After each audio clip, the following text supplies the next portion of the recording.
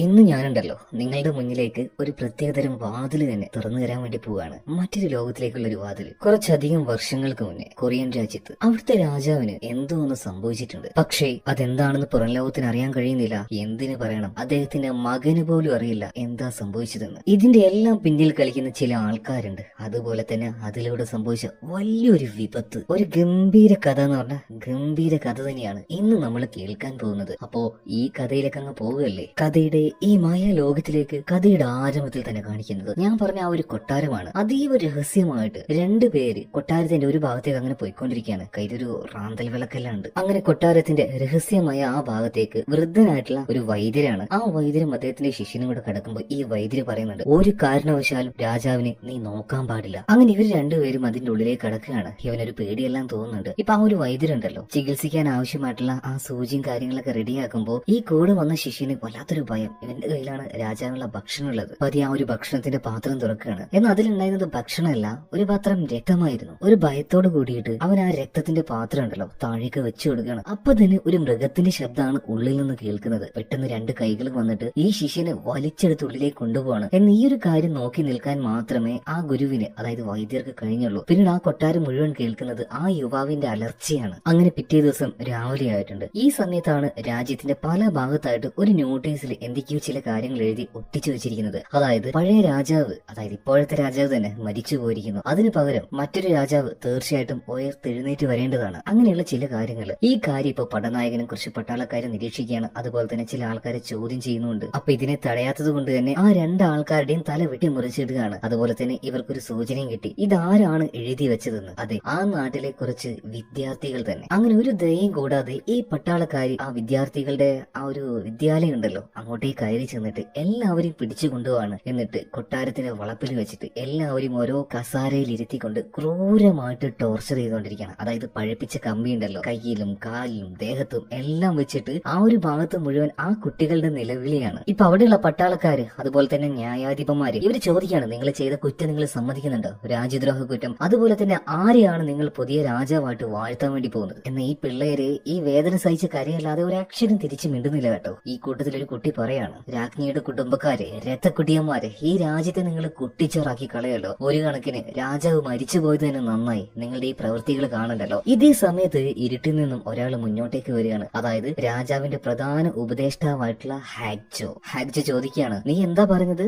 രാജാവ് മരിച്ചു പോയത് നന്നായി എന്നല്ലേ? അപ്പൊ രാജ്യദ്രോഹ കുറ്റം നിങ്ങൾ സമ്മതിച്ചു. അപ്പൊ ആരെയാണ് നിങ്ങൾ പുതിയ രാജാവായിട്ട് ഇനി വാഴ്ത്താൻ പോകുന്നത്? യുവരാജാവിനെയാണോ? അത് പറഞ്ഞ് അയാളുടെ മുഖത്തൊരു ചതിയുടെ ചിരി കാണുന്നുണ്ടായിരുന്നു. ഇവിടെ സീൻ കട്ടായിട്ട് നമ്മുടെ കഥാനായകനായിട്ടുള്ള ഈ കൊട്ടാരത്തിന്റെ രാജകുമാരനെ കാണിക്കാണ്, പ്രിൻസിനെ. ഒരു രാജകുമാരനായിട്ട് കൂടി എന്തോ ഒന്നിനു വേണ്ടിയിട്ട് ഒരു മുറിയുടെ മുന്നിൽ അദ്ദേഹം കാത്തു നിൽക്കുകയാണ്. അതായത് അദ്ദേഹത്തിന്റെ അച്ഛന്റെ രണ്ടാമത്തെ ഭാര്യയായിട്ടുള്ള ക്വീൻ, ഇപ്പോഴത്തെ രാജ്ഞി, അവരെ കാത്തുകൊണ്ടിരിക്കുകയാണ്. കുറെ നേരം കാത്ത് മുഷിഞ്ഞിട്ടുണ്ട് കേട്ടോ. ഇപ്പൊ ഈ ഒരു രാജകുമാരൻ കുറെ നേരം കഴിഞ്ഞപ്പോ ആ ക്വീൻ പുറത്തേക്ക് വരികയാണ്. അവരിപ്പോ ഗർഭിണിയാണ്. അവരോട് ചോദിക്കുകയാണ്, അച്ഛൻ എങ്ങനെയുണ്ട്? കുഴപ്പമൊന്നുമില്ലല്ലോ. ഇപ്പൊ ഈ ക്വീൻ പറയാണ്, അതും കുറച്ച് അഹങ്കാരത്തില്, അച്ഛന് കുഴപ്പമൊന്നുമില്ല, നിങ്ങളിപ്പോ ദയവായിട്ട് തിരിച്ചു പോകൂ, ഞാനൊരു ഗർഭിണിയാണ്, എന്നെ ഇങ്ങനെ വല്ലാതെ ശല്യം ചെയ്യരുത്. ഇതും പറഞ്ഞിട്ട് ക്യൂന് തിരിച്ചു പോകാൻ നിൽക്കുമ്പോ ഇപ്പൊ ഈ പ്രിൻസ് ചോദിക്കാണ്, സത്യം പറ, എന്റെ അച്ഛൻ ജീവനോടെ ഉണ്ടോ അല്ലെങ്കിൽ മരിച്ചുപോയോ? ഇത് കേട്ടപ്പോ ഈ ഒരു രാജ്ഞി കണ്ടല്ലോ, അവർക്ക് ഭയങ്കര ദേഷ്യം വരികയാണ്. എന്നോട് എന്തിനാണ് ഇങ്ങനെ അപമര്യാദ പെരുമാറുന്നത്? അങ്ങനെ ഓരോ രീതിയിൽ സംസാരിച്ചിട്ട് അവർ തിരിച്ചു പോവാണ്. അതായത് മേലാല് ഇത് ആവർത്തിക്കരുത് എന്ന് പറഞ്ഞിട്ട്. ഇപ്പൊ ഭയങ്കര സങ്കടത്തില് ഈ രാജകുമാരൻ തിരിച്ചു പോകണം. എന്നാൽ പോകുന്ന പോക്കില് നേരെ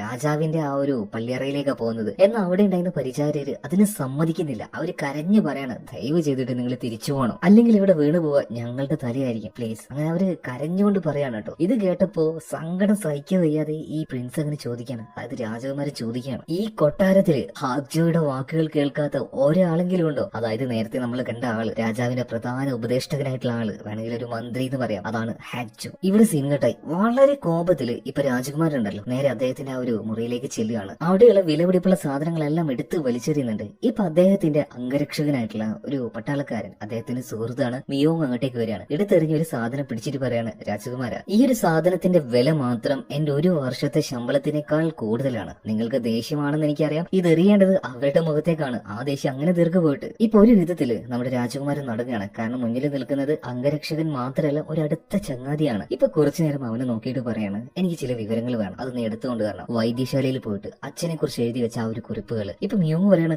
അതൊന്നും നടക്കില്ല, കാരണം അവിടെ ഭയങ്കര പ്രൊട്ടക്ഷനാണ്. അതൊന്നും എനിക്കറിയണ്ട. ചെറുപ്പത്തിൽ ഞാൻ ഇരിക്കുന്ന സമയത്ത് എന്റെ ടേബിളിൽ നിന്ന് ഞാൻ അറിയാതെ എത്രയോ തവണ നീ എന്റെ അപ്പയും മുട്ടക്കറി മോഷ്ടിച്ചിട്ടുണ്ട്. അതുപോലെ തന്നെ എനിക്ക് കുടിക്കാൻ വെച്ച ഹോർലിക്സ്, ബൂസ്റ്റ് ഇതെല്ലാം നീ അടിച്ചു മാറ്റിയിട്ടുണ്ട്. ഇതൊക്കെ എത്ര അഗ്രഗണ്യനായിട്ടാണ് നീ ചെയ്തിരിക്കുന്നത്. നിന്നെ കൊണ്ട് പറ്റും ഇത്. തീർച്ചയായിട്ടും നീ പോയിട്ട് എടുത്തുകൊണ്ട് വരണം. ഇതേ സമയത്ത് തന്നെ ഈ മിയോങ് പറയാണ്, എടോ നീ എത്ര കാലമായോടോ ഇത് പറഞ്ഞ് എന്നെ ഇങ്ങനെ ഭീഷണിപ്പെടുത്തുന്നു. ഇത് കേട്ട സമയത്ത് പ്രിൻസ് ഉണ്ടല്ലോ അവന് നോക്കിയിട്ട് പറയാണ്, ഇന്ന് അത്താഴത്തിന് എന്താണെന്നറിയോ, നല്ല അപ്പവും മുട്ടക്കറിയുണ്ട്. അപ്പവും മുട്ടക്കറിയല്ല, നല്ല ബീഫാണ്. ഇത് കേട്ട സമയത്ത് മിയോങ്ങിന്റെ കൺട്രോൾ പോകാണ്. ഞാൻ ചെയ്തോളാന്ന് പറഞ്ഞിട്ട് അവൻ നേരെ വൈദ്യശാലയിലേക്ക് ചെല്ലുകയാണ്. എന്നാൽ അവൻ പോയി കഴിഞ്ഞ ഉടനെ തന്നെ പ്രിൻസ് മറ്റൊരു ഭാഗത്തേക്ക് ചെല്ലുകയാണ്. അതായത് അദ്ദേഹത്തിന്റെ അച്ഛനെ പൂട്ടി വെച്ച ആ ഒരു ഏരിയയിലേക്ക്. ഒരു വിധത്തിൽ കാവൽക്കാരുടെ കണ്ണ് വെട്ടിച്ചുകൊണ്ട് ഉള്ളിലേക്ക് കയറിയെങ്കിലും ഇപ്പൊ രാജകുമാരന് അദ്ദേഹത്തിന്റെ അച്ഛനെ എത്ര തിരഞ്ഞിട്ട് കാണാൻ കഴിയുന്നില്ല. അങ്ങനെ അതീവ രഹസ്യമായിട്ടുള്ള ഒരു മുറിയുടെ ഭാഗത്തേക്ക് എത്തിയ സമയത്ത് രാജകുമാരന് അദ്ദേഹത്തിന്റെ അച്ഛനെ കാണാൻ കഴിഞ്ഞില്ല. എന്നാൽ കൊട്ടാരത്തിൽ അതിഭീകരമായിട്ടുള്ള ഒരു നിഴലിനെ അദ്ദേഹത്തിന് കാണാൻ കഴിഞ്ഞു. അതുപോലെ തന്നെ ആ നിഴൽ അടുത്ത് വരുന്തോറും അതിന് വല്ലാത്തൊരു ശബ്ദമായിരുന്നു, ഒരു മൃഗത്തിന്റേതുപോലെയുള്ള ശബ്ദം, വല്ലാത്ത ദുർഗന്ധം, രക്തത്തിന്റെ സ്മെല്ല്. വല്ലാതെ ആയിപ്പോവാണ് ഇപ്പൊ ഈ രാജകുമാരൻ. അങ്ങനെ അതിന്റെ ആ ഒരു ഘോര ശബ്ദം ഉണ്ടല്ലോ അത് അടുത്ത് വരുന്തോറും ഇപ്പോ ഈ രാജകുമാരൻ വല്ലാത്തൊരു ഭയം ഉള്ളിലേക്ക് അങ്ങനെ പതിയെ പതിയെ വരികയാണ്. പെട്ടെന്ന് ആ ഒരു ഭയത്തിൽ നിൽക്കുമ്പോ ആ വാതിൽ വന്നിട്ട് ആരും ചില ആൾക്കാർ തുറക്കുകയാണ്. നോക്കുമ്പോ പടനായകനും ബാക്കിയുള്ള പട്ടാളക്കാരുമാണ്. അപ്പോ രാജകുമാര, നിങ്ങൾ എന്താ ഇവിടെ ചെയ്യുന്നത്? നിങ്ങൾ എന്തിനാണ് പെർമിഷൻ ഇല്ലാതെ ഈ ഒരു ഭാഗത്തേക്ക് വന്നത് എന്നൊക്കെ ഈ പടനായകൻ ചോദിക്കുകയാണ്. ഇപ്പൊ ചെറിയൊരു ഭയത്തോട് കൂടിയിട്ട് രാജകുമാരൻ ചോദിക്കുകയാണ്, അല്ല ഇവിടെ എന്താ ഒരു ഭീകരജീവിയെ ഞാൻ കണ്ടല്ലോ, അതെന്താണ്? ഇത് കേട്ടപ്പോ ഈ പടനായകൻ പറയണം, അങ്ങനെ വരാൻ വഴിയില്ലല്ലോ, കൊട്ടാരത്തിനുള്ളിൽ ഒരിക്കലും ഒരു ഭീകരജീവി വരില്ല. ഇതേ സമയത്ത് തന്നെ രാജകുമാരി ചോദിക്കുകയാണ്, എന്റെ അച്ഛൻ എവിടെ? അദ്ദേഹത്തിന് എന്താ പറ്റിയത്? ഇപ്പൊ ഈ പടനായകൻ പറയാണ്, അദ്ദേഹത്തിന്റെ മുറിയിൽ സുരക്ഷിതനായിട്ട് തന്നെയുണ്ട് എന്ന് എനിക്ക് അദ്ദേഹത്തെ ഇപ്പൊ കാണുന്നു പറഞ്ഞിട്ട് രാജകുമാരൻ നേരെ ആ ഒരു ഭാഗത്തേക്ക് ചെല്ലുകയാണ്. ഇപ്പൊ ഈ പടനായകൻ പിടിക്കാൻ ശ്രമിക്കുന്നുണ്ട്. വാതിൽ തുറക്കുന്നതിന്റെ തൊട്ട് മുന്നേ ആയിട്ട് രാജകുമാരന്റെ കഴുത്തിലേക്ക് കത്തി വെക്കുകയാണ് ആര്? പടനായകൻ. ഒന്ന് ഷോക്കായി പോയ രാജകുമാരൻ അവനോട് ചോദിക്കുകയാണ്, ഒരു രാജകുടുംബത്തെ നേരെ ഈ വാൾ നീട്ടാൻ മാത്രം നിനക്ക് അധികാരമുണ്ടോ? എന്റെ രക്തം നിന്റെ വാളിലാവോ? അത്ര ധൈര്യം ഉണ്ടെങ്കിൽ നീ അത് ചെയ്യടാന്ന് പറഞ്ഞിട്ട് ഇപ്പൊ ഈ രാജകുമാരൻ മുന്നോട്ടേക്ക് പോയിട്ട് വാതിൽ തുറക്കുകയാണ്. എന്നാൽ ആ മുറിയിൽ അദ്ദേഹത്തിന്റെ അച്ഛൻ ഉണ്ടായിരുന്നില്ല, പകരം ഉണ്ടായിരുന്നത് ഹാഗ്ജോ ആണ്. ഹാഗ്ജോയെ കണ്ട സമയത്ത് തന്നെ ഇപ്പൊ രാജകുമാരൻ ചോദിക്കുന്നുണ്ട്, എന്റെ അച്ഛൻ എവിടെ? അദ്ദേഹത്തെ എന്താ ഇവിടെ കാണാത്തത്? അതുപോലെ തന്നെ കൊട്ടാരത്തിൽ കണ്ട ആ ഒരു ഭീകരജീവി അതെന്താണ്? ഇതേ സമയത്ത് തന്നെ ഈ ഒരു ഹാഗ്ജോ തിരിഞ്ഞെന്ന് പറയാണ്, ശരിയാണ്, ഈ കൊട്ടാരത്തിൽ ഒരു ഭീകരജീവിയുണ്ട്. സ്വന്തം അച്ഛനെ വാക്കുകൾ കൊണ്ട്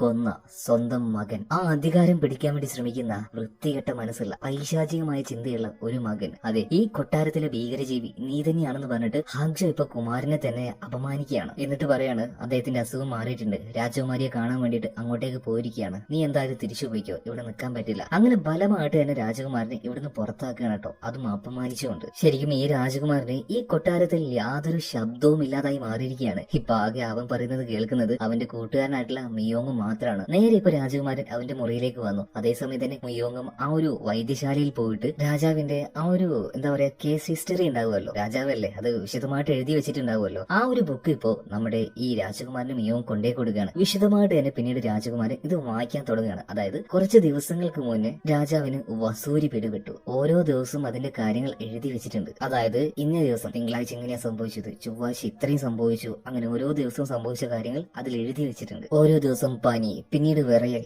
ദേഹമാകെ കുരുക്കൾ പൊന്തിയിട്ട് അത് പൊട്ടുക, ആ രീതിയിൽ ഓരോ കാര്യങ്ങൾ. എന്നാൽ ഒരു പ്രത്യേക ദിവസത്തിന് ശേഷം ആ ബുക്കിൽ ഒന്നും എഴുതി വെച്ചിട്ടില്ല. ഇത് കണ്ടപ്പോ നമ്മുടെ രാജകുമാരൻ ഞെട്ടിപ്പോവാണ്. കാരണം ഒരിക്കലും സംഭവിക്കാൻ പാടില്ലാത്ത കാര്യമാണ്. ആ ബുക്കിൽ ഓരോ ദിവസവും എന്താണോ കഴിയുന്നത് അത് അതുപോലെ തന്നെ രേഖപ്പെടുത്തണം. അപ്പോ ഇത് കണ്ട തന്നെ ഈ കുമാരന് മനസ്സിലായി എന്തോ ഒരു വലിയ ഗൂഢാലോചന ഇവിടെ നടക്കുന്നുണ്ടെന്ന്. ആ ഒരു ബുക്ക് ഇപ്പോ ഈ മിയോങ്ങിന്റെ കയ്യിൽ കൊടുത്തിട്ട് രാജകുമാരൻ തന്നെ ഇങ്ങനെ ആലോചിക്കുകയാണ്, എന്റെ അച്ഛന്റെ കൊട്ടാരത്തില് അച്ഛന്റെ രാജ്യത്തിൽ വെച്ചിട്ട് അച്ഛൻ ഇവരെന്താ ചെയ്യുന്നത്? ഇതേ സമയത്ത് തന്നെ ഈ മിയോങ് ഉണ്ടല്ലോ രാജകുമാരന്റെ അടുത്തേക്ക് വന്നിട്ട് പറയാണ്, അല്ല വൈദ്യർ ലീ അദ്ദേഹം ഇപ്പോഴും ഉണ്ട് ഇവിടെ? ഇതേ സമയത്ത് തന്നെ രാജകുമാരൻ പറയാണ്, വൈദ്യരായിട്ടുള്ള ലിയോ അദ്ദേഹം 3 വർഷം മുന്നേ തന്നെ ഇവിടുന്ന് പിരിഞ്ഞു പോയല്ലോ. അപ്പൊ മിയോങ് ചോദിക്കുകയാണ്, പിന്നെ എന്തിനാണ് അദ്ദേഹത്തിന്റെ പേര് ഇവിടെ എഴുതി വെച്ചിരിക്കുന്നത്? വേഗം തന്നെ രാജകുമാരൻ അത് നോക്കുകയാണ്. അപ്പൊ ഇതിൽ എന്തോ ഒരു കളിയുണ്ടെന്ന് ഇപ്പൊ ഈ രാജകുമാരൻ മനസ്സിലാവാണ്. കാരണം 3 വർഷം മുന്നേ പിരിഞ്ഞുപോയ കൊട്ടാര വൈദ്യന്റെ പേര് എന്തിനാണ് ഇപ്പൊ ഇതിൽ എഴുതി വെച്ചിരിക്കുന്നത്? അദ്ദേഹം എന്തിനായിരിക്കും ഇവിടെ വന്നു പോയിട്ടുണ്ടാവുക? ഇവിടെ വെച്ച് തന്നെ രാജകുമാരൻ തീരുമാനിക്കുകയാണ്, അതായത് ആ ഒരു വൈദ്യരെ കാണാൻ പോവാന്ന്. എന്നാൽ ഇത് കേട്ടപ്പോ തന്നെ മിയോങ് ഇതിനെതിർക്കുകയാണ്. ഇതേ സമയത്ത് രാജകുമാരൻ പറയാണ്,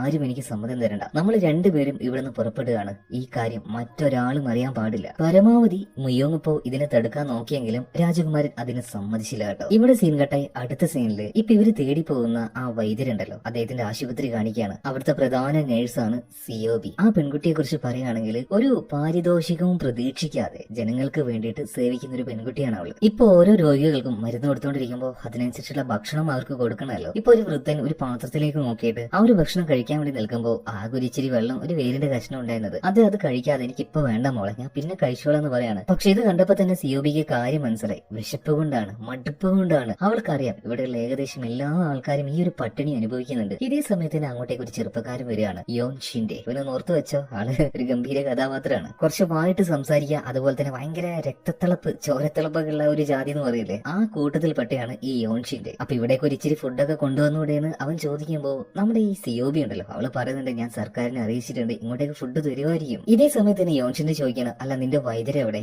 ഈ നാട്ടിലെ ഏറ്റവും നല്ല ചികിത്സകനാണ് അദ്ദേഹം എന്ന് കേട്ടിട്ടാണ് ഇത്രയും ദൂരം യാത്ര ചെയ്ത് ഞാൻ ഇങ്ങോട്ടേക്ക് വന്നത്. അയാൾ വന്നാലേ എന്റെ കാര്യങ്ങൾ നടക്കുള്ളൂ, അതായത് എന്തോ ഒരു പരിക്കുണ്ട്, അത് മാറ്റാൻ വേണ്ടി വന്നതാണ്. ഇപ്പൊ നമ്മുടെ സിയോബി പറയാണ്, ഒരിച്ചിരി നേരം നിന്റെ വായി പൂട്ടി വെച്ച് മൂടിയിരിക്കുകയാണെങ്കിൽ തന്നെ നിന്റെ അസുഖം പകുതി കുറഞ്ഞോളൂ. ഇത് കേട്ടപ്പോ ഒരു ഒളിച്ച ചിരിയും ചിരിച്ച് അവൻ അവിടെ ഇരിക്കുകയാണ്. ഇതിനുശേഷം സിയോബി നേരെ അടുക്കളയിലേക്ക് ചെല്ലുകയാണ്. ഇപ്പൊ അവളെ സഹായിക്കുന്ന മറ്റൊരു നേഴ്സ് ഉണ്ട്. അവര് പറയാണ്, ഈ ഭക്ഷണം ഒന്നും കൊടുക്കാത്തത് കൊണ്ട് മരുന്നൊന്നും ഏൽക്കുന്നില്ല, നമ്മൾ എന്താ ചെയ്യുക? ഇതേ സമയത്തിന് പുറത്ത് ആരോ ഒരാൾ വരുന്നുണ്ട്. എല്ലാവരും ആ ഒരു ഭാഗത്തേക്ക് ഓടിച്ചെന്ന് നോക്കുന്നുണ്ട്. അതായത് ഇവരുടെ വൈദ്യനായിട്ടുള്ള ഡോക്ടറായിട്ടുള്ള ലീ വൈദ്യര് തന്നെ. അപ്പൊ അദ്ദേഹം ഹാന്യാങ്ങിൽ പോയതാണ്, അതായത് കൊട്ടാരമുള്ള ആ ഒരു തലസ്ഥാനം ഉണ്ടല്ലോ, ആ ഭാഗത്തേക്ക് പോയിട്ട് തിരിച്ചു വരികയാണ്. അപ്പൊ അവിടുന്ന് വരുമ്പോൾ കാര്യമായിട്ട് എന്തെങ്കിലും കൊണ്ടുവരും, എന്തെങ്കിലുമൊക്കെ ഭക്ഷണ സാധനങ്ങൾ. ആ ഒരു പ്രതീക്ഷയിൽ ഇവരെല്ലാവരും അങ്ങോട്ടേക്ക് ഓടിച്ചെല്ലുകയാണ്. അതുപോലെ തന്നെ സിയോബിയും എല്ലാവരും ഉണ്ട്. എന്നാൽ വൈദ്യൻ അങ്ങോട്ടേക്ക് വരുന്ന സമയത്ത് അദ്ദേഹത്തിന്റെ മുഖത്ത് വല്ലാത്തൊരു ദുഃഖവും വിഷാദമായിരുന്നു. ആരോടും സംസാരിക്കുന്നില്ല. അദ്ദേഹം ഇപ്പൊ കുതിരയുടെ പുറത്തുനിന്ന് താഴേക്ക് ഇറങ്ങിയിട്ട് നേരെ കൊട്ടാരത്തിന്റെ ഉള്ളിലേക്ക്, കൊട്ടാരമല്ല അവരുടെ ആ ഒരു ആശുപത്രി, അതിന്റെ ഉള്ളിലേക്ക് നടന്നു പോവാണ്. ഇതേ സമയം തന്നെ അദ്ദേഹം കൊണ്ടുവന്ന ഒരു മരത്തിന്റെ പെട്ടിയുണ്ട്, അതിന്റെ ഉള്ളിൽ ഭക്ഷണമായിരിക്കും എന്ന് കരുതിയിട്ട് എല്ലാവരും ഓടി ചെന്നിട്ട് അത് തുറക്കുകയാണ് കേട്ടോ. എന്നാൽ അത് തുറന്ന സമയത്ത് എല്ലാവരും അവൻ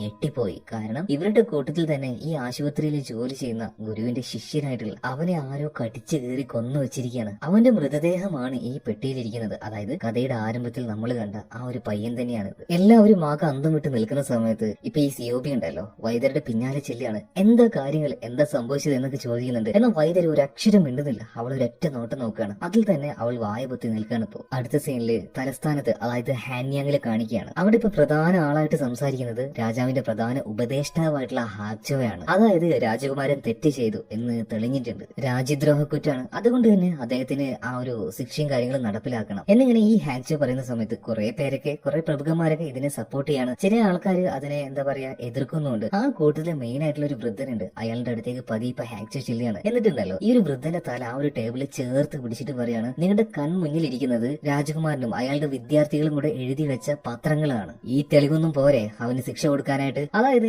ഈ ഹാക്ചോക്കെതിരെയായിട്ട് സംസാരിക്കുന്ന ഓരോരുത്തരെയും ഭീഷണിയുടെ സ്വരത്തില് അയാൾ പതിയെ അടക്കിക്കൊണ്ടുവരും. പിന്നീട് മുന്നോട്ടേക്ക് വന്നിട്ട് പട്ടാളക്കാരോട് ആജ്ഞ കൊടുക്കാണ്, കൂട്ടിക്കൊണ്ടുപോവാ രാജകുമാരനെ. ഇപ്പൊ നമ്മുടെ രാജകുമാരൻ ഉണ്ടല്ലോ, അദ്ദേഹത്തെ കൂട്ടിക്കൊണ്ടുവരാനായിട്ട് പ്രധാന പടനായകൻ നേരെ ചെല്ലുകയാണ്. ആ പടനായകൻ മറ്റാരുമല്ല, ഈ ഹാക്ചോയുടെ മകൻ തന്നെയാണ്. ആലോചിച്ച് നോക്കിയ കുടുംബത്തോട് കൂടിയിട്ട് ഈ ഒരു അധികാരം പിടിച്ചെടുക്കാനുള്ള പരിപാടിയെ തോന്നുന്നു. അതുപോലെ തന്നെ ഇപ്പത്തെ രാജകുമാരി ഉണ്ടല്ലോ, അവളെന്ന് പറഞ്ഞാൽ ഈ ഹാക്ചോയുടെ മകളുമാണ്. ഇപ്പൊ രാജകുമാരനെ തേടിയിട്ട് ഈ പടനായകൻ അവിടെ എത്തിയപ്പോ അവരെല്ലാവരും, അതായത് അവിടെ ഉണ്ടായ പരിചാരകരൊക്കെ ആകെ പേടിച്ച് വിറച്ച് നിൽക്കുകയാണ് കേട്ടോ. രാജകുമാരനെ കാണാനില്ല എന്ന് പറയാണ്. അവിടെ വെച്ച് തന്നെ കാവൽ നിന്ന പ്രധാനിയായിട്ടുള്ള ആളെ കഴുത്ത് വെട്ടിക്കൊന്നു എന്നിട്ട് പടനായകൻ ഉത്തരവ് കൊടുക്കുകയാണ്, മുഴുവനായിട്ടും ഹാന്യാങ്ങിലെ എല്ലാ തെരുവിലും പരിശോധിക്കുക. അതായത് ഇനി രാജകുമാരന് അദ്ദേഹത്തിന്റെ അധികാരമില്ല, പിടിച്ചു വലിച്ചു കൊണ്ടുവന്ന്. അടുത്ത സീനിൽ കാണിക്കുന്നത് തെരുവിലേക്ക് ഇറങ്ങിയിട്ടുള്ള രാജകുമാരനെയും അതുപോലെ തന്നെ അംഗരക്ഷകനായിട്ടുള്ള മിയോങ്ങിനെയാണ്. ആദ്യമായിട്ടാണ് ഈ തെരുവിലേക്കൊക്കെ രാജകുമാരൻ വരുന്നത് കേട്ടോ. അപ്പൊ ആ ഒരു തെരുവിന്റെ ദാരിദ്ര്യമായ അവസ്ഥ, എന്താ പറയാ, തീരെ വൃത്തിയില്ലാത്ത ഒരവസ്ഥ, കുട്ടികളുടെ അവസ്ഥ, ഇതെല്ലാം കണ്ട് ചെറിയൊരു അറപ്പെല്ലാം ഈ ഒരു രാജകുമാരൻ ആദ്യം തോന്നുന്നുണ്ട്. ഇവരിപ്പോ രണ്ടുപേരും നേരെ ചെല്ലുന്നത് അന്ന് ആ ഒരു വൈദ്യര് വന്നു എന്ന് പറഞ്ഞില്ലേ, ആ ദിവസം കൊട്ടാരത്തിൽ ജോലിക്ക് ഉണ്ടായിരുന്ന ഒരാളെ കാണാൻ വേണ്ടിയിട്ടാണ്. ഇപ്പൊ അയാളെ വിളിച്ച് കാര്യങ്ങൾ ചോദിക്കുകയാണ്. അതായത് അന്നേ ദിവസം ഇങ്ങനൊരു ലീ വൈദ്യര് വന്നിട്ടുണ്ടോ എന്ന് ചോദിക്കുകയാണ്. ഇപ്പൊ ഇയാള് പറയാണ് അയാളുടെ പേര് അങ്ങനെയാണെന്നൊന്നും എനിക്ക് അറിയില്ല,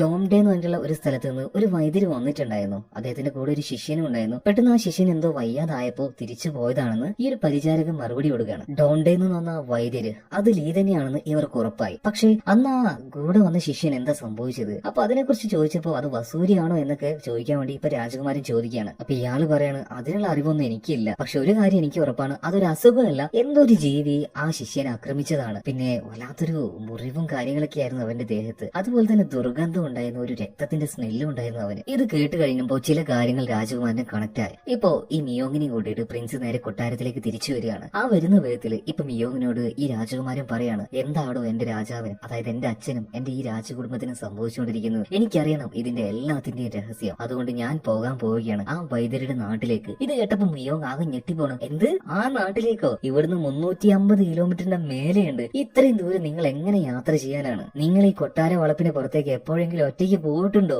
ഭക്ഷണത്തിന്റെ കാര്യം, പിന്നെ ആൾക്കാരെയും കണ്ടിട്ടുണ്ടെങ്കിൽ, നിങ്ങളൊരു രാജകുമാരനെ കണ്ടിട്ടുണ്ടെങ്കിൽ നിങ്ങൾ എല്ലാവരും കൊന്നുകളയും. നമുക്ക് നേരെ കൊട്ടാരത്തിലേക്ക് പോവാം, അതാണ് സേഫ്. ഇതേ സമയത്ത് തന്നെ ഈ രാജകുമാരൻ പറയാണ്, അതിനേക്കാളും നല്ലത് എനിക്ക് ഈ നാട്ടിലേക്ക് പോകുന്നതാണ്. കാരണം അധികം വൈകാതെ ആ കൊട്ടാരത്തിൽ ഞാൻ നിന്നിട്ടുണ്ടെങ്കിൽ ഞാൻ അവിടെ വെച്ച് മരണപ്പെട്ടു പോകും. ഇപ്പൊ ഈ മിയോങ് പറയാണ്, അല്ല രാജകുമാര, നിങ്ങളുടെ ഭാഗത്ത് ന്യായം ഉണ്ടെങ്കിലും ഒരിക്കലും നിങ്ങൾക്ക് അത് സംഭവിക്കില്ല. ഇതേ സമയത്ത് തന്നെ രാജകുമാരൻ പറയാണ്, ഇല്ല, ഞാനൊരു തെറ്റ് ചെയ്തിട്ടുണ്ട്. അതായത് ആ കുട്ടികളെ കൊണ്ട് ആ പത്രങ്ങൾ എഴുതിപ്പിച്ചത് അത് ഞാൻ തന്നെയാണ്. ഇത് കേട്ടപ്പോ മിയോങ് ആകെ ഞെട്ടിപ്പോണ്. അപ്പൊ അത് ചെയ്യിപ്പിച്ചത് നിങ്ങൾ തന്നെയായിരുന്നോ? അതായത് ആ പത്രങ്ങൾ എഴുതി വെച്ചിട്ടുണ്ടായിരുന്നത് പഴയ രാജാവ് മരിച്ചുപോയി, പുതിയൊരു രാജാവ് തീർച്ചയായിട്ടും വരണം എന്ന രീതിയിലായിരുന്നു. ശരിക്കും സ്വന്തം അച്ഛന് എന്താ സംഭവിച്ചത് എന്നറിയാൻ വേണ്ടിയിട്ട് ചെറിയ രീതിയിലുള്ള ഒരു കലാപത്തിന് തന്നെയാണ് ഈ രാജകുമാരൻ മുന്നിട്ടിറങ്ങിയത്. പക്ഷെ അത് ചെറുതായിട്ട് പാളിപ്പോയി. എന്തായാലും എന്നെ വിശ്വസിച്ചു വന്ന എന്റെ കൂടെ നിന്ന ആ 89 വിദ്യാർത്ഥികൾ, അതുപോലെ തന്നെ എന്റെ കുടുംബം, എന്റെ അച്ഛൻ, ഇവർക്കൊക്കെ എന്തെങ്കിലും ഒരു മോചനം വേണമെങ്കിൽ തീർച്ചയായിട്ടും ഇതിന്റെ രഹസ്യം ഞാൻ കണ്ടുപിടിച്ചേ മതിയാവൂ. ഞാൻ പുറപ്പെടുകയാണ്, നിനക്ക് പറ്റുമെങ്കിൽ എന്റെ കൂടെ വരാന്ന് പറഞ്ഞിട്ട് രാജകുമാരൻ അവിടുന്ന് കുതിരയുമായിട്ട് പോവാണ് കേട്ടോ. ഇവിടെ സിംഗട്ടായിട്ട് കൊട്ടാരത്തിൽ കാണിക്കണം. ഹാങ്ചോയുടെ മുന്നിലേക്ക് ഇവര് രണ്ടുപേരും ഇപ്പൊ പോയിട്ട് ചോദിച്ചില്ല, ഒരു പരിചാരകൻ അയാളെ കൊണ്ടുവന്നിട്ട് കാര്യങ്ങൾ ചോദിക്കുകയാണ്. അതായത് രാജകുമാരനും മിയോങ്ങും എന്തിനാണ് അങ്ങോട്ടേക്ക് വന്നത്, ഇയാൾ കാര്യങ്ങൾ പറയാണ്. അപ്പോ ഈ ഹാങ്ചോയ്ക്ക് മനസ്സിലായി, അതായത് ഡോക്ടർ ലീ അദ്ദേഹത്തെ തേടിക്കൊണ്ട് ഡോംഡെ എന്ന് പറഞ്ഞ ആ ഒരു സ്ഥലത്തേക്ക് നമ്മുടെ രാജകുമാരൻ പുറപ്പെട്ടു കഴിഞ്ഞു എന്ന്. ഇപ്പൊ ഈ ഹാങ്ചോ ഉണ്ടല്ലോ, പടനായകൻ, അതായത് സ്വന്തം മകന് ഉത്തരവ് കൊടുക്കണം, ഒരിക്കലും ആ വൈദ്യരെ നമ്മുടെ ഈ രാജകുമാരൻ കാണാൻ പാടില്ല. അതുപോലെ തന്നെ അയാൾ എഴുതിയ ആ ഒരു കുറിപ്പടി അതും അവൻ കാണാൻ പാടില്ല. നിങ്ങൾ പോയിട്ട് അവനെ പിടിച്ചു കൊണ്ടുപോവാ, പിടിച്ചു കൊണ്ടുവരണമെന്നില്ല, കൊന്നു കളഞ്ഞേക്ക്. പക്ഷെ വൈദ്യരെ അദ്ദേഹത്തൊന്നും ചെയ്യാൻ പാടില്ല.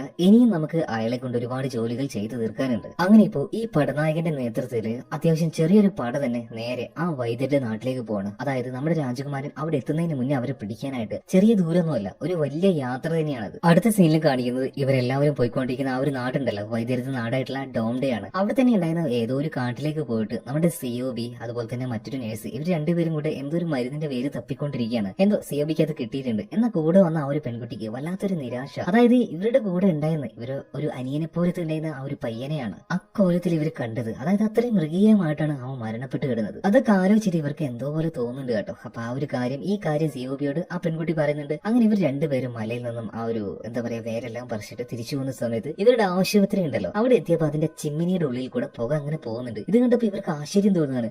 ഇതെന്താ ചിമ്മിനിയിൽ പോകുകയോ, ആരോ ഇപ്പൊ ഭക്ഷണം കൊണ്ടുവന്നിട്ടുണ്ടല്ലോ, ഭക്ഷണം പാകം ചെയ്യുന്നുണ്ടല്ലോ. ഇവര് വേഗം ആശുപത്രിയുടെ ഉള്ളിലേക്ക് ചെന്ന് നോക്കുമ്പോൾ എല്ലാവരും നല്ല ആസ്വദിച്ചുകൊണ്ട് ഭക്ഷണം കഴിച്ചുകൊണ്ടിരിക്കുകയാണ്. ആസ്വദിച്ച് എന്ന് കഴിക്കാന്ന് പറയാൻ കഴിയില്ല, ആർത്തിയോടെ കഴിക്കുകയാണ്. കാരണം ഇത്രയും നല്ലൊരു ഭക്ഷണം, ഇത്രയും എന്താ പറയാ ടേസ്റ്റോടെ ഒരു ഭക്ഷണം ഇവര് ഒരുപാട് നാളുകൾക്ക് ശേഷമാണ് കഴിക്കുന്നത്. അതുകൊണ്ട് രണ്ട് കയ്യിലും ഓരോ കഷ്ണം ഇറച്ചി പിടിച്ചിട്ടാണ് ചില ആൾക്കാരൊക്കെ ചവച്ചു തിന്നുന്നത്. ഇപ്പൊ നേരെ അടുക്കളയിലേക്ക് ചെന്ന് നോക്കുമ്പോ ഈ ഫുഡ് ഇങ്ങനെ ഉണ്ടാക്കിയത് മറ്റാരുമല്ല, നമ്മുടെ യോൺഷിന്റെ തന്നെയാണ്. അപ്പൊ ഇതെങ്ങനെയാണ് ഇത് കിട്ടിയെന്ന് ചോദിച്ചപ്പോ യോൺഷിന്റെ പറയാണ്, എന്തെങ്കിലും കിട്ടാനാ, ഞാൻ നേരെ മലയിലേക്ക് പോയി ഒരു മാനിനെ വേട്ടയാടി. മാനിനെയോ? അപ്പൊ നീ സർക്കാരിന്റെ അടുത്ത് പെർമിഷൻ എടുത്തിരുന്നോ? എന്ത് പെർമിഷൻ? ആൾക്കാർ ഇവിടെ കിടന്ന് പട്ടിണി എടുത്ത് ചാവേണ്ടി നിൽക്കാണ്, അപ്പൊ എന്ത് പെർമിഷൻ എടുക്കാനാ, ഒന്ന് പോയ അവിടുന്ന്. പിന്നെ കുറച്ച് കോപ്പയില് ഭക്ഷണവുമായിട്ട് അവൻ നേരെ പുറത്തേക്ക് പോകണം ഓരോരുത്തർക്ക് കൊടുക്കാൻ വേണ്ടിയിട്ട്. ഇതേ സമയത്ത് ഒരാള് വന്നിട്ട് നമ്മുടെ സിഒബിയോട് ചോദിക്കുകയാണ്, എന്റെ ഭാര്യയ്ക്ക് മുലയോട്ടാൻ കഴിയുന്നില്ല, കുഞ്ഞവിടെ കിടന്ന് കരഞ്ഞോണ്ടിരിക്കുകയാണ്, ഒരു ഇച്ചിരി കൂടെ ഭക്ഷണം കൂടുതൽ തരികയാണെങ്കിൽ നല്ലതായിരിക്കും. ഇപ്പൊ ഈ സിഒബി പറയണം, ഓ അതിനെന്താ, ഞാൻ ഭക്ഷണം ഇപ്പൊ എടുത്തുതരാന്ന് പറഞ്ഞിട്ട് ഒരു പാത്രവുമായിട്ട് അവള് നേരെ ഉള്ളിലേക്ക് ചെല്ലുകയാണ്. അപ്പൊ ആ ഒരു ഭക്ഷണത്തിന്റെ സ്മെല്ല് ആ ഒരു സൂപ്പാണ് കേട്ടോ. അപ്പൊ അതിങ്ങനെ അടിച്ചപ്പോ അവൾക്ക് തന്നെ കൊതിയാവാണ്, ഒരിച്ചിരി സൂപ്പ് എടുത്ത് കുടിക്കാൻ വേണ്ടി നിൽക്കുകയാണ് അവളിപ്പോ. പക്ഷെ അതേ സമയത്ത് തന്നെ ആ ഒരു കുഞ്ഞിന്റെ കരച്ചിൽ കേട്ടിട്ട് അവൾക്കത് കുടിക്കാൻ കഴിഞ്ഞില്ല. അവൾ വേഗം തന്നെ മറ്റൊരു പാത്രത്തിലേക്ക് ഒരു ഇച്ചിരി സൂപ്പ് കോരി ഒഴിക്കുകയാണ്. അതിലൊരു കാഴ്ച കണ്ട് അവൾ അത് ഞെട്ടി തരിച്ചുപോയി. അതായത് ഒരു വിരലിന്റെ കഷ്ണം ആ പാത്രം നിലത്തുനിന്ന് വീണുപോയി. അവൾ ആ അമ്പരപ്പിൽ പുറത്തേക്ക് നോക്കുമ്പോൾ എല്ലാവരും വളരെ ആർത്തിയോടെ തിന്നുകൊണ്ടിരിക്കുകയാണ്. അതെന്താണെന്ന് ഇവർക്ക് ആർക്കും അറിയില്ലല്ലോ, അതൊരു മനുഷ്യന്റെ ശരീരമാണ്, ശവശരീരമാണ്. അതായത് ഈ ആശുപത്രിയിലുള്ള എല്ലാ മനുഷ്യരും ഇപ്പൊ ചെയ്തുകൊണ്ടിരിക്കുന്നത് സാധാരണ ഭോജനമല്ല, നരഭോജനാണ്. അതായത് മനുഷ്യ മാംസമാണ് കഴിച്ചുകൊണ്ടിരിക്കുന്നത്. ഇപ്പൊ ഒരു ഭാഗത്ത് അതൊന്നും കഴിക്കാതെ എന്തോ ഒരു ഭാവത്തിൽ അവനങ്ങനെ ഇരിക്കുകയാണ്. അതായത് യോൺഷിന്റെ ഒരു പാവം ചെറുപ്പക്കാരൻ. കാരണം മനുഷ്യരെല്ലാവരും കിടന്ന് ഇങ്ങനെ നരകിച്ച് പട്ടിണി കിടന്ന് ഇങ്ങനെ മരിക്കാൻ അവസ്ഥയിൽ കാണപ്പോ അവനങ്ങനെ ചെയ്തു പോയതാണ്. ഇപ്പൊ അവന്റെ അടുത്തേക്ക് വന്നിട്ട് അവനെ പിടിച്ചു വലിച്ചൊരു മുറിയിലേക്ക് കൊണ്ടുപോയിട്ട് അവന്റെ മുഖത്തെല്ലാം അടിക്കുകയാണ്. ഇപ്പൊ അവൻ ചോദിക്കുകയാണ്, നിനക്ക് എന്താ പറ്റിയത്, നീ എന്തീ ചെയ്യുന്നത്? പക്ഷെ അവന് നന്നായിട്ട് അറിയാം അവൻ തെറ്റ് ചെയ്തിട്ടുണ്ടെന്ന്. അതിപ്പോ ഈ സിഒബി കണ്ടുപിടിച്ചിട്ടുണ്ടെന്നും അവനറിയാം. അതുകൊണ്ട് തന്നെ അവൻ അധികം ഒന്നും പ്രതികരിക്കുന്നില്ല കേട്ടോ. ഇതേ സമയത്ത് തന്നെ സിഒബി വീണ്ടും വീണ്ടും ചോദിക്കുകയാണ്, എന്തിനാടാ ഈ മഹാഭാവം ചെയ്തത്? ഞങ്ങളുടെ കൂടെ ഒരു അനിയനെ പോലെ നിന്നവനാണ് അവന്, അവന്റെ ഇറച്ചിയല്ലടാ ഈ വെട്ടിമുറിച്ച് കൊടുത്തിരിക്കുന്നത്. ഇത് കേട്ടപ്പോ ചെറിയൊരു അമർഷത്തിലും രോക്ഷത്തിലും ഇപ്പോ ഈ യോൺഷിന്റെ പറയാണ്, നിനക്കൊരു കാര്യം അറിയോ, തെക്ക് ഭാഗത്തുള്ള ഞങ്ങളെ പോലുള്ള കുറച്ച് ആൾക്കാർ ഇപ്പോഴും ജീവനോടെ അവിടെ ജീവിക്കുന്നത് എന്തുകൊണ്ടാണെന്ന് അറിയോ? അതിനൊരു കാരണമുണ്ട്. വടക്ക് ദേശത്തുള്ള ആൾക്കാർ മുഴുവൻ പട്ടിണി കിടന്ന് മരിച്ചില്ലേ, ഒരു സർക്കാരും അവർക്ക് ആവശ്യമായിട്ടുള്ള അരിയോ സാധനങ്ങളോ കൊണ്ടുപോയി കൊടുത്തിട്ടുണ്ടായിരുന്നില്ല. പിന്നെ തെക്കല്ല ഞങ്ങൾ എങ്ങനെയാണ് അതിജീവിച്ചത് എന്നല്ലേ? അയൽവാസികൾ മരിച്ചു വീഴുമ്പോൾ അവരുടെ ഇറച്ചി നിന്നുകൊണ്ട് തന്നെയാണ് ഞങ്ങൾ ഇപ്പോഴും അവിടെ നിലനിൽക്കുന്നത്. ഈ ഒരു കാര്യം കേട്ടപ്പോ ശരിക്കും എന്ന് പറഞ്ഞ സിഒബി ആകെ തരിച്ച് കണ്ണും തള്ളി അങ്ങനെ നിൽക്കുകയാണ്. അതായത് സ്വന്തം, അതായത് ഇന്ന് നിങ്ങൾ കണ്ട ആൾക്കാർ നാളെ മരിച്ചു വീഴുമ്പോൾ അവരുടെ ഇറച്ചി തിന്നുക എന്ന് പറയുമ്പോൾ എത്ര ഭീകരമായിട്ടുള്ള കാര്യമാണത്. ഇതേ സമയത്ത് തന്നെ സിയോബിയുടെ കൂട്ടുകാരിയായിട്ടുള്ള ഒരു നേഴ്സ് അവിടെ ഉണ്ടായിരുന്ന ഒരു കുട്ടിക്ക് എന്തൊക്കെയോ ഒരു അസ്വസ്ഥത തോന്നിയപ്പോൾ അവളുടെ അടുത്തേക്ക് ചെല്ലുകയാണ്. അവള് നന്നായിട്ട് ആ ഒരു ഭക്ഷണം കഴിച്ചിട്ടുണ്ടായിരുന്നു. പക്ഷെ പെട്ടെന്ന് ആ ഒരു പെൺകുട്ടി തളർന്ന് വീണ് വെള്ള തുപ്പി അവസാനം പെടഞ്ഞ് മരിക്കുകയാണ് കേട്ടോ. ഇപ്പൊ ഈ സിയോബിയുടെ കൂട്ടുകാരി ചുറ്റും നോക്കുമ്പോൾ ആ മുറിയിൽ ഉണ്ടായിരുന്ന ബാക്കിയുള്ള 5 ആൾക്കാരും ഇതേ രീതിയിൽ തന്നെ പെടഞ്ഞ് മരിച്ചുകൊണ്ടിരിക്കുകയാണ്. പേടിച്ച് അവള് പുറത്തേക്ക് ഇറങ്ങുമ്പോൾ കാണുന്ന കാഴ്ച എന്താ, ഒരുപാട് പേഷ്യൻസ്, അതായത് ഏകദേശം എല്ലാവരും തന്നെ ആ അവസ്ഥയിലാണ് കിടക്കുന്നത്. ആ കൂട്ടത്തിൽ തന്നെ ഒരാൾ വല്ലാത്ത രീതിയിൽ നൊരയും പതയും വായിന്ന് ഇങ്ങനെ പുറത്തേക്ക് ആക്കുന്നുണ്ട്. അവൾ ഓടി ചെന്നിട്ട് അയാളുടെ വായിലേക്ക് തുണിയെല്ലാം തിരികിയിട്ട് അത് ആ ഒരു പതയെല്ലാം കളഞ്ഞിട്ട് അയാളിങ്ങനെ അടക്കി നിർത്താൻ വേണ്ടി നോക്കുകയാണ്. എന്നാൽ ഇതേ സമയത്തിന് പിറകിൽ നിന്നും ഒരു മുരൾച്ച കേൾക്കുകയാണ് കേട്ടോ. ഇപ്പൊ പതിയെ ഈ ഒരു കൂട്ടുകാരി തിരിഞ്ഞു നോക്കുമ്പോൾ നേരത്തെ കണ്ട ആ ഒരു പെൺകുട്ടി തന്നെ അവൾ ആക്രമിക്കുകയാണ്. പിന്നീട് അവളുടെ ഒരു അലർച്ചയാണ് കേൾക്കുന്നത്. ഈ അലർച്ച ആര് കേൾക്കുന്നുണ്ട്? ഈ സിയോബി ഇപ്പോ യോൻഷിന്റെയുമായിട്ട് ഒരു മുറിയിൽ ചെന്നിട്ട് വാതിൽ അടച്ചിട്ട് സംസാരിക്കുന്നില്ലേ, അവര് കേൾക്കുകയാണ്. അതായത് വല്ലാത്തൊരു അലർച്ച. ഇവരൊരു ഭയത്തില് നേരെ പതിയെ അങ്ങോട്ടേക്ക് ചെന്ന് നോക്കുകയാണ്. ഇതേ സമയത്തിന് സിയോബിയുടെ കൂട്ടുകാരിയുടെ അവസ്ഥ കാണിക്കുകയാണ് കേട്ടോ. അതായത് ആ ആശുപത്രിയിൽ ഉണ്ടായിരുന്ന എല്ലാ പേഷ്യൻസും അവരൊരുമാതിരി സോംബികളെ പോലെ ആയി മാറിയിട്ട് പതിയെ അവളുടെ ശരീരത്തെ വളഞ്ഞിരിക്കുകയാണ്. അവൾക്കൊന്നും അനങ്ങാൻ പോലും കഴിയുന്നില്ല. അവളുടെ ശരീരത്തിന്റെ ഓരോ ഭാഗങ്ങളും ഈ സോംബികൾ കടിച്ചെടുത്തോണ്ടിരിക്കുകയാണ്. ഇപ്പോ ആ ഒരു ഭയത്തില് നമ്മുടെ സിയോബി വന്നിട്ട് പതിയെ ആ ഒരു വാതിലിന്റെ അടുത്തേക്ക് നോക്കുകയാണ്. ഇപ്പൊ ആ വാതിലിന്റെ ഒരു ഭാഗത്തുകൂടെ രക്തം പൈപ്പിന്ന് വരില്ലേ, അതുപോലെ ഇങ്ങനെ ഒലിച്ച് താഴേക്ക് ഇറങ്ങുകയാണ് കേട്ടോ. അതുപോലെ തന്നെ വല്ലാത്തൊരു ബഹളവും അലർച്ചയും ഇതൊക്കെയായിട്ട് പതിയെ ആ ഒരു വാതിലിന്റെ ഇടയിലൂടെ അവള് നോക്കുമ്പോൾ ഇവൾക്ക് നേരെ ഒരു കണ്ണങ്ങനെ വരികയാണ്. ആ മുഖം കണ്ടിട്ട് അവള് വല്ലാതെ ഭയന്ന് പോകുന്നുണ്ട്. അതെ, അതൊരു പൂർണ്ണമായിട്ടുള്ള സോംബി ആയിട്ടുള്ള സ്ത്രീയാണ്. ഞാൻ നിങ്ങളോട് പറഞ്ഞല്ലോ, കഥയുടെ ഒരു വലിയ മാന്ത്രിക വാതിലാണ് ഞാൻ തുറക്കാൻ പോകുന്നതെന്ന്. അതെ, ആ വാതിൽ തുറന്നിട്ടുണ്ട്.